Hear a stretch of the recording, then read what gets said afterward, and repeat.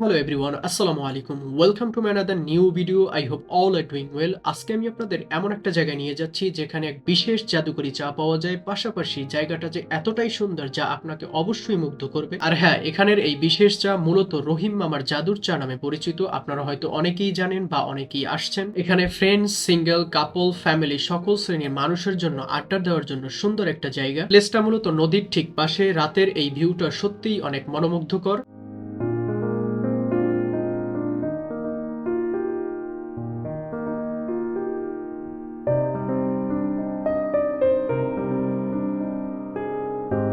শুনেছি এবং আপনারা জানেন যে তার এই বিশেষ জাদুর চা একবার যারা খেয়েছে তারা বারবার আসে। তাই আজকে আমি আসছি তার এই বিশেষ জাদুর চা টেস্ট করতে। সো কোথাও যাবেন না, সাথেই থাকুন।